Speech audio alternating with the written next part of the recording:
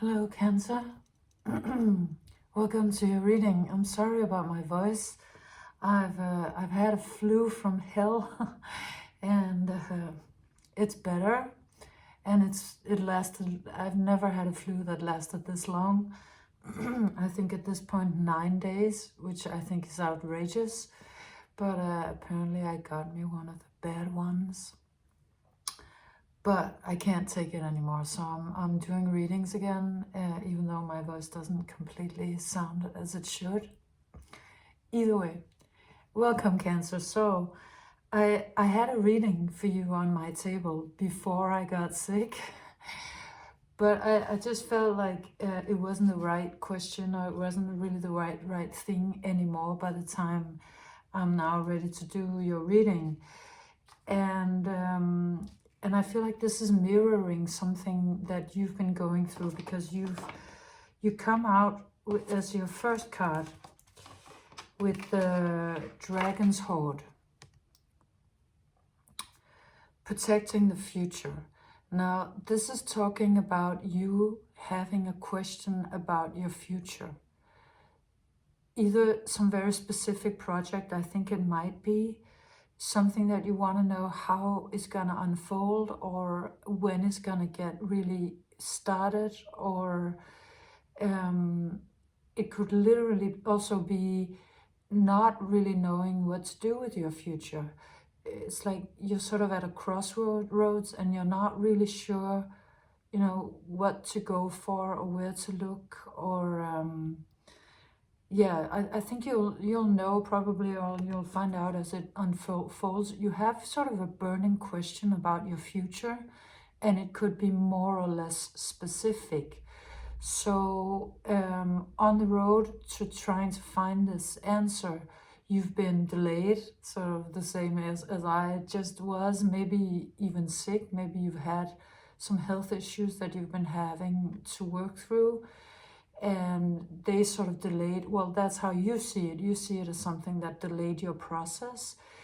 But sort of in the meantime, your question changed. It's like you started thinking, okay, yeah, maybe I wasn't focusing exactly on the right thing. Maybe I should sort of broaden my view a little bit on this particular subject. And the way this looks to me is that it sort of looks like a small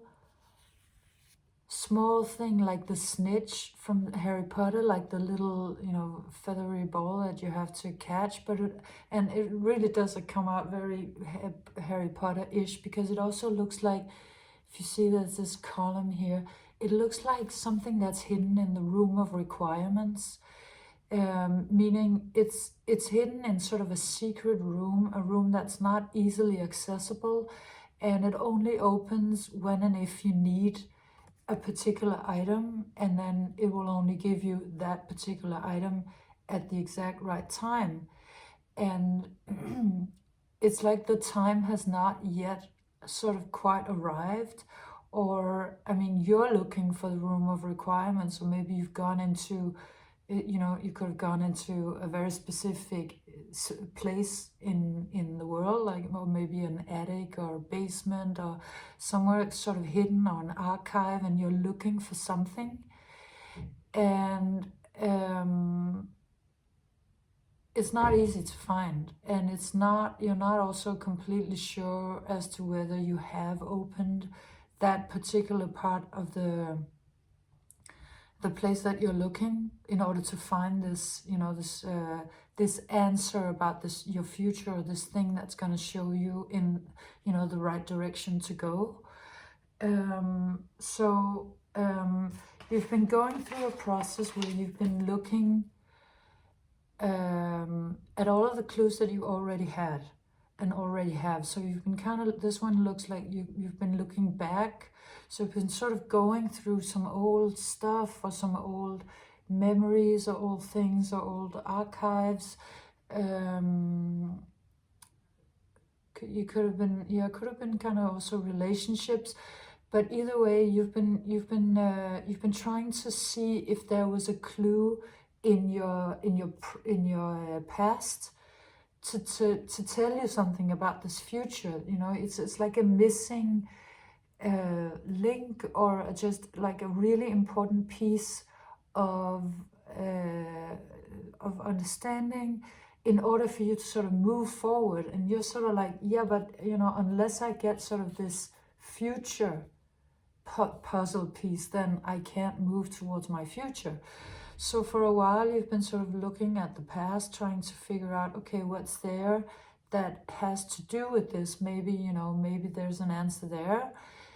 Looks like you found some answers. It wasn't necessarily the sort of the like the big one where you were like, that really opens the, you know, into my future, but you did, it looks like you've been wising up quite a bit, you know, by looking at your past, you know, because this owl is moving forward very powerfully. So it looks like something, maybe in a part of you or a part of your life that you weren't necessarily thinking was going to be the one that moved forward so powerfully, that is starting to move. But to you, it's like when you look at your past, you kind of see a lot of lusciousness in a way. There's a lot of there's a lot of information, and there's a lot of richness to take from. But every time you sort of try to apply it into a forward movement, it's like it's barren.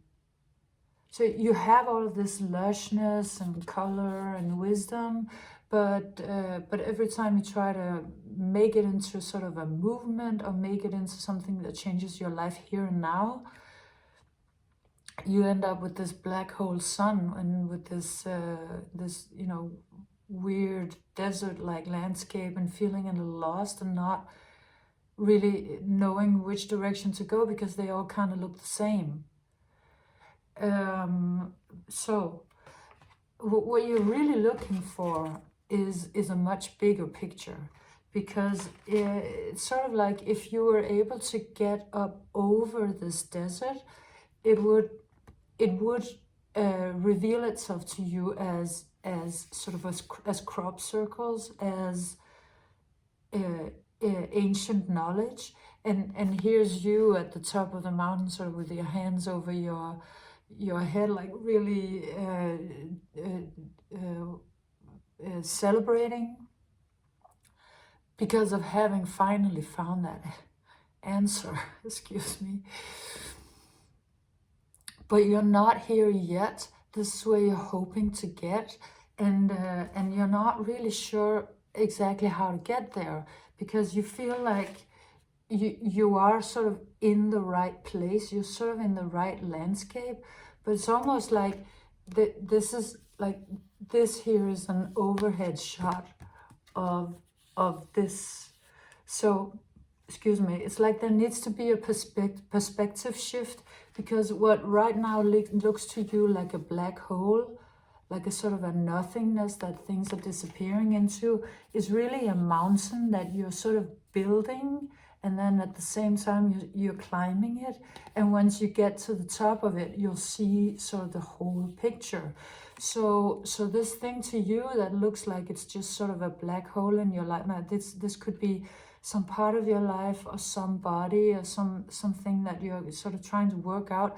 Seems like a black hole, but what it really is that it's you sort of building the mountain from which you will be able to see you know, everything in a way, just and getting not only the answers that you're looking for, but a much bigger answer than you knew. And I feel like you're saying, yeah, I'll take the small answer. I don't need to build a whole mountain just to get the you know, to get that big of an answer. I just really just want an answer to my specific question.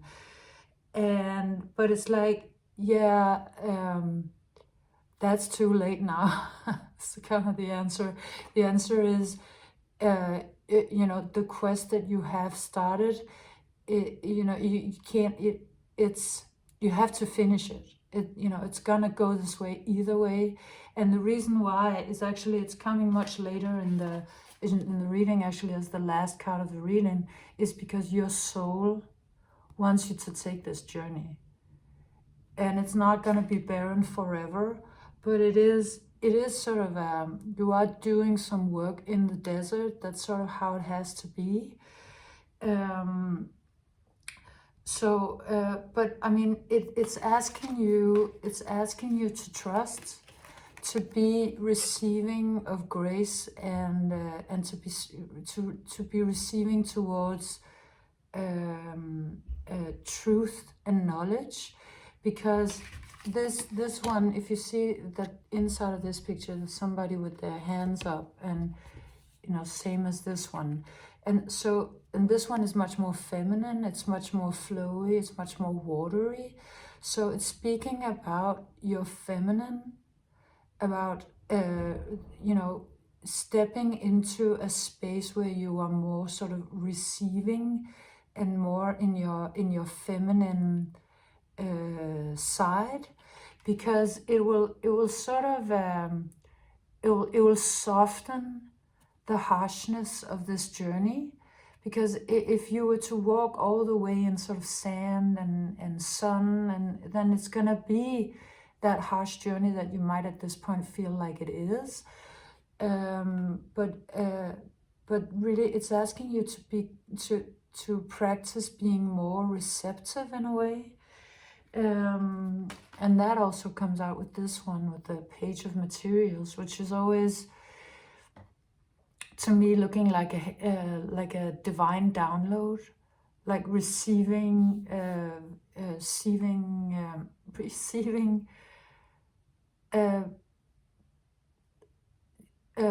being talked to in the love language of the divine. Like it's very loving, it's very beautiful, it's very effortless. So it's sort of like, you might think that you have to walk this desert, and you have to now, somehow build this mountain in this barren landscape, and that is kind of true. That is sort of what's happening. But Spirit is saying it can be much easier. It can be much easier, but you will need to be more passive. So, I mean, this would fit, sort of the Cancerian watery nature. So if you have that as a part of you, if you feel like that place inside of you where you're sort of receiving and in that feminine vibe, no matter what your gender is, then go to that. Otherwise, you will have to learn. You're being asked to learn, because otherwise you're gonna have to build this whole mountain and walk all the way up, and feel like it is like that, instead of feeling like it is like this. How it's described is, it comes out with the Crown Games, which is right use of power, and this one is talking very much about will. And you also being a cardinal sign, you're used to sort of going long distances and building big things. And of course, you can build a mountain and all of it. But really, what Spirit is saying, yes, but you can also just receive it. This one, the Crown Games, it comes out, the way it looks to me is that it's sort of like, because of the hands and the placement of the arms, it's sort of like the head is where the heart is supposed to be. So it's as if you need your heart for this journey. You need your heart to lead the way, and you need it to be receptive and open, because if not, then it's gonna be sort of an arduous journey. But if you let your heart receive, be open to receiving, and you be more passive in a way, then it'll be a much easier journey. So but you come out with this one, or this may be somebody else. This may be somebody who has sort of a hand in this, or who has a say, like an important say. This could be sort of an authority figure, or your partner, or somebody who's important in this particular area, and they come out with sort of a very rigid energy that's very focused on things and wealth and abundance and owning things, and because of all of the gold and the crown and all of it. So it's sort of like somebody who's very focused on the 3D, and they're not in this receiving mode. They're not in the heart, because the head is sort of placed where the heart should be. And so this could be another, or it could be a part of you. It could be your mind. It could be some part of your mind that works like this. That's very, very focused on well, maybe the outer things, but also sort of the glory. And so because of being very focused on sort of the power or the glory or the wealth, it becomes difficult to just be passive and receiving, because this requires an immense amount of faith and patience, and being very, very trusting, because in order to be this sort of feminine, or this receiving, this passive, you need to be really, really strong in your belief that will do the trick, that the divine will be there for you, that you don't need to do the whole thing yourself. And this one isn't very trusting of that. This one is like, no, I'm gonna need to figure out the answer, not just receive it. I need to figure it out, because that's sort of how I do, and then that will get me to what I want to get to, or to what I want to have. Or also it is sort of like holding on to what I already got. I'm not willing to lose anymore, or to let go of anymore. It's coming out a little bit like that. And that one comes out with the Queen of Emotions and the Maturity card.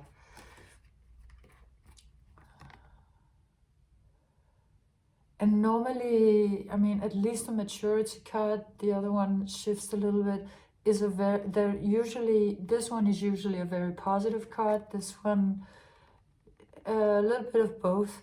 But in this case, they both look like somebody who's sort of encased in too many things. There's a figure here, and then there's all of this happening, and then this figure here, and all of that happening. So it's almost like this person or this entity could also be sort of a mind form, like a form. What's that word? It's a word from Eckhart Tolle. Sort of a mind entity, let's say, that's like, it's not you, but it is something that lives in your mind. This is sort of a little bit of a hoarder of someone who sort of wants to hold on to things, and is not very very open to letting things go, or to, I mean, you could have been through something difficult that made you feel like, okay, the little that I have left, I need to hold on to that for dear life, because I'm already in the desert, so the last thing I need is to lose more things or stuff, or people, or parts of myself. So making that part of you, or making that other person kind of very closed, and sort of embellishing that which is there, or that which is left. But what Spirit really wants you to do is to strip it all away, to just let it go. It's sort of like this figure, the authentic self, is what would be there if sort of all of the flowers and the corals and all of the things fell away. It would be like this. And to you or to that person, it seems like it's just like nothing. Then all that's left is a ghost. Like all that's left is just like almost nothing. It's a really scary concept, that the authenticity should be stripping so much away that there's like almost literally nothing left, like it's all white or so, just so alien. So whether this is you or the other, somebody else, or that has that reservation, not wanting to become sort of this authentic, you know, having to sort of really strip everything away, and also things that are quite beautiful. I mean, these are flowers and corals and all of it to come into this. But what this really is, it's not that it's saying that you won't have flowers or corals and you won't have all of that beauty. It wants you to know this. It wants you to know this.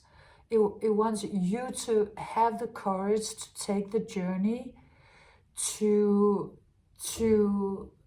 try to experience yourself in a way sort of stripped from everything, or stripped of everything, or in your very, very cleanest, most pristine divine self. I mean, we could even be talking about sort of a spiritual practice. There's this meditation, if you know that meditation, a Buddhist, sorry about touching my nose,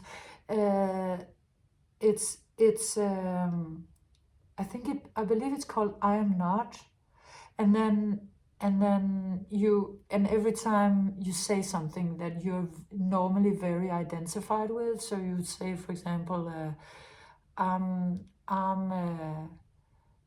not a woman, I'm not a mother, I am not, no, actually, no, now I remember it. It's something I release, and then you release like everything, and you know, including sort of like your children and your dog and all of your belongings and all of it. And it's a really, really hefty meditation. I mean, people, when they do it, they cry and cry and cry and cry, because it's so wild to let go of these parts of your identity, and you know, all of it, to sort of to release the holding on to everything that we believe to be important and sacred to us, and all of it, you know. But it's just sort of a thought experiment, if you will. It's sort of a it's a meditation in order to sort of to reach this pristineness, this place where there's just literally nothing, and having the strength to show up in that, because what it really is that it's your most ancient, powerful self. And this one, see, the weird thing is, these two are incredibly alike, right? Because yet another dragon comes out, and this is sort of a small dragon, sort of closed in on itself, sort of like it's holding its secrets. But there's like the full-blown dragon. So the answer is there. The answer is, you know, going to where you're so stripped of everything that, you know, that your truest self actually emerges, your most ancient self, because there is the answer. I mean, here it is, right? I mean, it's the same. It's just, here it is, full-blown. It's not kind of holding its secrets hidden in a chamber somewhere. It's like completely on a hill with it. It still has the crystal bowl and all of it. It's really beautiful. And what it's talking about, the way, you know, to get to it is via silence, to have the courage to stay a little bit longer in silence. You might feel like, yeah, I've already been in silence. I've already been in sort of the desert. Please have a little more patience, just a little bit more, because you will emerge, and you won't be in doubt when you do. It's sort of like, as long as you're sort of going around looking for the room of requirements, or you're inside of it trying to look for sort of this dragon that's guarding your future, it's almost like it keeps you up in the mind. It keeps you like sort of spinning, and even if you were to find this, it would still be so closed, it's so mysterious, it would still be a mystery to you. It would just keep you up in your head, and you would have yet another mystery to try to solve. It's not the answer. The answer is silence. Stay silent a little bit more. Have faith in spirit, because it will, you know, out of, you see there's these, you see these mountains, and then this one suddenly like sort of arising from those mountains. Excuse me. It's like it will come, and you won't be in doubt, but you're not creating the answer with your mind. You're not finding the answer with your mind. Let that go. Open yourself to receiving the answer instead of trying to figure it out. And you won't be in doubt at all. You'll know without doubt, without the shadow of doubt, you know, when you know it. It'll be so clear, and it's like your future arrives. See, because here you had the little pearl hiding in some back alley place inside of you or in the world.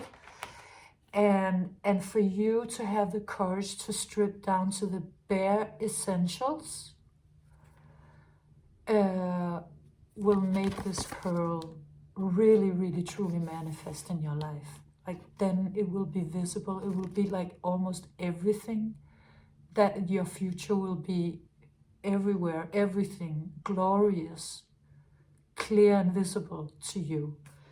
And then ending your reading with the Innocence card, where I see it's kind of like your soul and you thanking your soul. I mean, it's just, this soul is so touching to me. I love this card. It's like this one being like, yeah, I knew you would be so happy. I knew I had to, you know, take it while you were sort of, you know, maybe you're really angry with your soul or with spirit because it's taking longer than you want it to do. But then here's you, the praying mantis, sort of thanking your soul, and your soul being so happy to see you arrive at your future finally. But this future is powered by your most authentic self. This is a future that you can't even imagine until you have touched it. That's what it is. And it comes when you have the courage to let yourself be stripped down to almost nothing in order to find your pearl and your, you know, your most ancient, unbelievably powerful self. I mean, imagine being a dragon. Yeah. So I hope this answers your question, Cancer, and I hope you got something out of this reading. Hope you enjoyed it. Thank you for being here, and I'll see you next time. Bye.